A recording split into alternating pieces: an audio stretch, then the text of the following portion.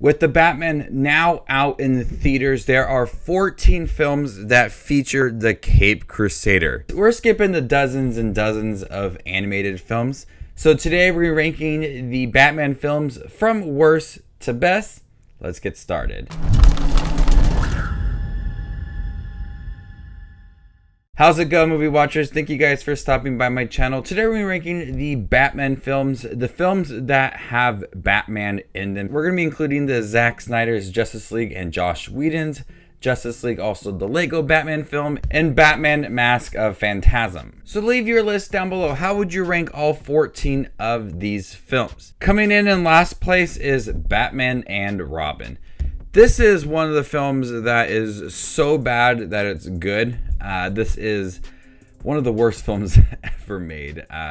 Everything about this film is just so cheesy, so poorly made, so poorly executed to the point where you really just question the filmmaking and the choices going into this movie.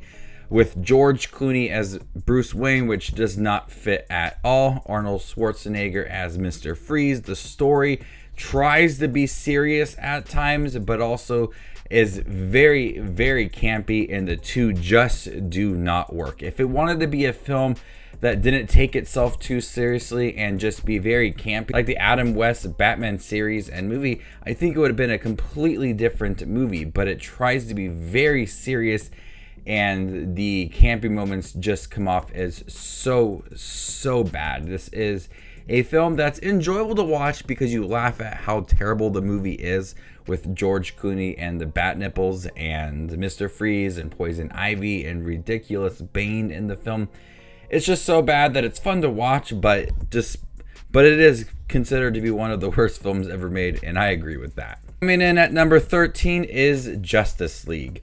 This is the Joss Whedon Justice League film, and this film took what could have been a good idea and just completely butchered this film. This film's villain has very terrible pacing and development for it, to where it doesn't feel very urgent or sinister or impactful to Justice League. Their mission does not feel very important, and each character feels very hollow, and there's really no development for them. From Wonder Woman to Aquaman to Cyborg to Batman, they just feel like they're there. And then having Superman return in the film, it doesn't feel like there's any hype surrounding certain sequences. The film doesn't look the best ever compared to other superhero films that came out around that time. But what Joss Whedon did for this film is just butchered the story, got rid of any cool moments from this film, and potential to be a really interesting film, but we got that with Zack Snyder's film. Coming in at number 12 is Batman Forever.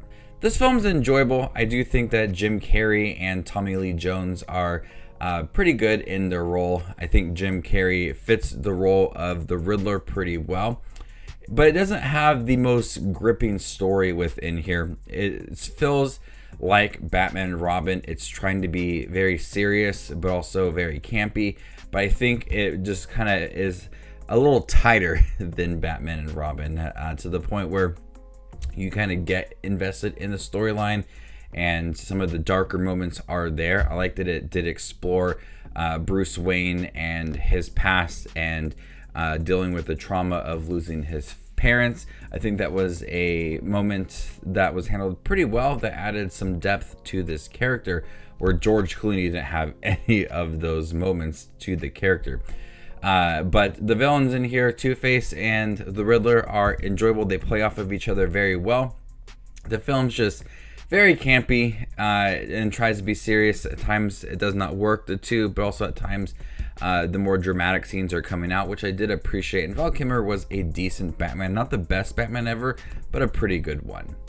Coming in at number 11 is Batman v Superman: Dawn of Justice.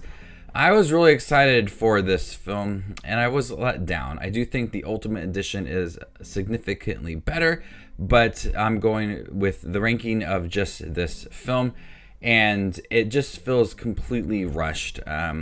The DCEU films just in general do feel rushed, but having Bruce Wayne in here, a seasoned Batman, and having Superman in that conflict, I think was handled really well. I just did not really care for Lex Luthor, and shoehorning Wonder Woman in there, I just think they tackled on too much to where the conflict between Batman and Superman felt like it was taking a back seat many times, when it could have just focused really on them and it would have been a strong film. But having Lex Luthor and Wonder Woman, so many other characters, it felt like it's taking away from what could have been a strong film. Visually, it's a appealing film. There is some really good action scenes, and Bruce Wayne and Ben Affleck as Bruce Wayne has a chance to shine and be a really good Batman. I think Ben Affleck is one of the best Bruce Waynes that we have seen. Disappointing that we didn't get to see much of him, but Batman v Superman had this potential to be a really epic conflict story between Batman and Superman, but it ultimately fell flat, and the introduction of Lex Luthor and having Wonder Woman in the film just didn't do much for me. Coming in at number 10 is Batman 1966. This is the Adam West Batman film that is based on the Batman series. And this is a bit of a toss-up. I understand its campy tone and how Robin has to have these one-liners constantly. I understand it, and I do find it to be fun. I do think Adam West is a entertaining Bruce Wayne. This movie, though, right away, after we have our introduction to the characters, kind of loses me. And I immediately become bored with the film. And it isn't until the four main villains, Penguin, Riddler, Joker, and Catwoman, are more heavily involved in the movie that I start to find a little more interest in it. But whenever they are explaining the villainous plot or trying to solve something, it drags. It's very, very slow and not very entertaining. It's colorful, it pops at times, but the story itself just moves at such a sluggish pace that it's really hard to just sit down and enjoy the film. Coming at number 9 is the Lego Batman movie. Will Arnett is perfect as Batman. I think it takes a really interesting story and bringing in other Warner Brother properties into it, like Lord of the Rings, Voldemort, King Kong, Godzilla, all those properties into it. It's a pretty entertaining movie. There's so many different Batman characters, and Joker with Zack Galifianakis is pretty funny. It's a film that pokes fun at Batman, but understands why people love Batman so much and just kind of runs with it. Watching Joker and Batman in that conflict is handled well in the film. The animation looks great. I love all of the Lego moments and seeing all the different characters and just how fun and zany this movie is. Coming in at number 8 is Zack Snyder's Justice League. This is such an improvement over the first Justice League film, just letting Zack Snyder have control of the film, showing what his vision was. And even though the film isn't what I exactly wanted in a Justice League story, I do appreciate what Zack Snyder was attempting to do. And the villain plot in here with Steppenwolf, I like them in here, even if it does feel a little bit underdeveloped at times. I do appreciate that there was more of a focus on Steppenwolf, and he feels much more of an impactful villain this time around. And so it makes this story feel very urgent with its over 3-hour runtime.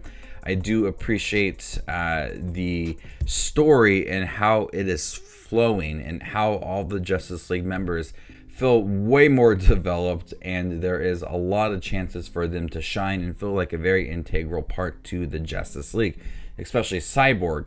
It feels like a whole different character from the original Justice League to Zack Snyder's Justice League. There's so much more to Cyborg, and you just really get to understand the character. Everything about Zack Snyder's Justice League is so much better than what Joss Whedon did to the film. Coming in at number 7 is Batman Mask of the Phantasm. This is the animated Batman film that did reach its way to theaters about a week before it was supposed to be released. They decided to just push it into theaters. And For the first time, I actually just watched this for the first time the other day, and I really did like the story. I like how it is focused on how Bruce Wayne has got to a point in his career that he wants to settle down, but also wants to make sure that he follows through with his promises that he gave to his mother and father. And he's struggling with that. And that's such an interesting thing to look at for any superhero, as they are so invested in their career as a superhero. What happens when you get to a certain point where you just want to give it up? How do you handle all of that? And I think this film did it so well. The villain in here, Phantasm, is really interesting. I honestly was surprised with some of the reveals within the film. I think the addition to the Joker with Mark Hamill is great. It's a good looking animated film. This is based off of the Batman animated series in the 90s, which is a great series if you have not checked it out. But I like that style of the 90s animated series, and it's translated nicely into this movie. So the story, the very heavy story of Bruce Wayne dealing with this in his life, is the core focus of this movie. It's so great to see that focus in here and that development to the story. Coming in at number 6 is The Dark Knight Rises. Christian Bale once again handles the role of Bruce Wayne so well. Anne Hathaway is not my favorite Catwoman, but I think she's pretty decent in here. Talia al Ghul in here was surprising as well. I do think that this is much more of a challenge for Bruce Wayne compared to the Joker or Scarecrow in the first film. The level of destruction that Bane causes for Gotham City really does challenge Bruce Wayne, and even the physical state of Bane is very challenging for Bruce Wayne. So with the last film in the Christopher Nolan trilogy, a lot of moments that feel like it's coming to its end, and having like one last big movie to end the trilogy, especially with Tom Hardy as Bane. Great choice to play the character, and I loved him in here. And I love that we had Joker, who kind of challenged him mentally, but also and Bane challenges him physically. Having something that's a little bit different is welcoming. Even though the story is not as gripping or as tight as the other films, it's still a great way to end the trilogy. Coming in at number 5 is Batman. This is the Michael Keaton Batman film directed by Tim Burton. It's just a good film. It's one that's always kind of creeped me out. Jack Nicholson as the Joker he's good in here, and it's very creepy. It's a film that really focuses on Bruce Wayne. I loved how dark this film was, and it matched the tone of Gotham and what they were going through, and Bruce Wayne as well, and having the Joker within the film. The score in here is amazing, and the set designs for everything in Batman are great. It is a film that feels like it's just going on a little too long. I think if they cut some scenes out, it could have been more of a stronger story. But Tim Burton's direction and how he brought kind of those darker moments out is a unique take on Batman, and Michael Keaton is perfect for this role. Plays the role of the millionaire, but also the detective very well. It's got that nice balance. Coming in at number 4 is Batman Returns. Tim Burton carries over his dark tones into Batman Returns, but brings a little more humor with Danny DeVito as the Penguin, Michelle Pfeiffer as Catwoman. We also have Christopher Walken in the film. It's got the nice balance of that slight humor and slight craziness to the film, but also being very dark, not only in the way that it looks, but also what happens, especially at the beginning with the Penguin as a child and what his mother and father did to him. So it brings those really creepy moments right away to this film.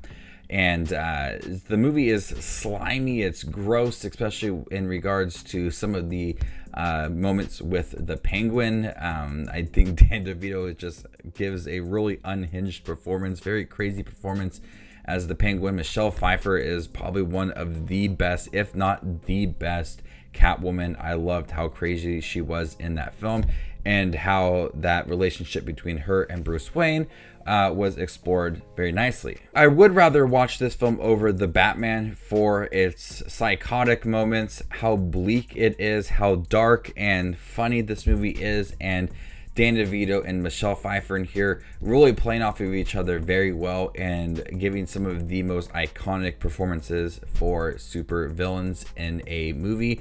And Michael Keaton, once again, is great in this film. Batman Returns is just a very solid sequel, one of the best comic book sequels for what it did with its humor and also being very serious and dark. It had that really nice balance to where each one really didn't take over the other tone. Coming in at number 3 is Batman Begins. Most Batman movies really just kind of throw Batman into his career. Robert Pattinson is in his second year as Batman.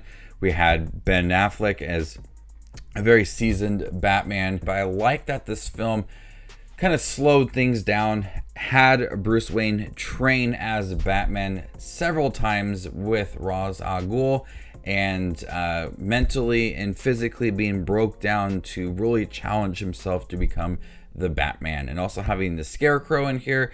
It's a film that feels very smaller compared to other Batman films for what it was trying to do, focusing on Gotham, focusing on the crime, focusing on his motives to become Batman and clean up the streets of Gotham. It feels very tame compared to The Dark Knight, The Dark Knight Rises, Batman, Batman Returns, some of those bigger Batman films, but it is still a magnificent film that really does focus on the origin of Batman and watching him become Batman and him challenging himself and training and all of the emotional moments that happened with his mother and father and how that kind of fueled him to become the Batman. It's a well-told origin story that really just dives deep into Bruce Wayne and his company, as well his relationship with Alfred Pennyworth, and just watching him try to clean up Gotham. It's a really gripping, tense story. Scarecrow is very intimidating in the film. Not my favorite Batman villain. It's crazy that we had Batman and Robin, which was that all campy, ridiculous movie, and then we went to Batman Begins. And the tone and the change is everything I think we needed in a Batman film. Coming in second place is The Batman. This is the most recent Batman film, and I absolutely love this. I was blown away with Robert Pattinson as Bruce Wayne. How it was so focused on him being a detective. The Riddler was very menacing, intimidating, suspenseful. I loved Zoe Kravitz as Catwoman. Colin Farrell is perfect as the Penguin. This is a long film but has so many epic action scenes, especially the one with the Batmobile, which will be one of the best comic book sequences in history, I believe. The score is amazing. It's so long but doesn't feel long. It feels like it has a nice pace to it. It doesn't feel slow. It doesn't feel fast. It's just got that really nice pace to where you appreciate all of the aspects of the story. I thought the Riddler's motive was a little cliche, and I wish there would have been a little more of Alfred in the film, but the Batman is so good. Robert Pattinson is perfect as Bruce Wayne. I think there was a little more of Batman compared to Bruce Wayne. I love how it did feel like a detective film. It was bloody and graphic at times, and I was surprised with how violent it was. I can see this being regarded as one of the best comic book films for years to come. But my favorite Batman film has to go to The Dark Knight. When creating this ranking video, I thought about the two very heavily. Do I like The Dark Knight or The Batman? Which one? And it's The Dark Knight. Heath Ledger as the Joker is the best comic book performance of all time. He is so insane in this movie. The acting is absolutely stunning. This is probably one of the main reasons why I love The Dark Knight over The Batman. And yes, the Riddler was a really good character, and Paul Dano was terrific in the film, but does not match the Joker at all. The Joker's performance is perfect, and it's been talked about for years. There's like there's nothing new I'm going to say about this film that you haven't heard before about The Dark Knight. Bruce Wayne is tested in this film like no other. He is challenged mentally so many times within this film. It is a gripping story about crime at its core and how Gotham is influenced by crime and how Harvey Dent and Bruce Wayne and Jim Gordon are trying to clean up the streets of Gotham. And what does Batman stand for? And people don't want Batman around a lot, and they want him to kind of go away, and so they can do their things their own way. And that's where Harvey Dent really comes in, and he becomes like the savior and what Gotham really needs. The Dark Knight is one of the best comic book films of all time, and I just love it. But the Batman, I will be honest, came very close to taking the first spot. But after watching the Batman, then watching the Dark Knight before the Batman, and after the Batman as well, I have a clear choice that the Dark Knight is the best Batman film. So there you guys have it, all 14 Batman films ranked worst to best. How would you rank these movies? Let me know in the comment section down below, and stay tuned for more up and coming ranking videos like this. My name is Just Watches Movies, and you guys stay classy, YouTube.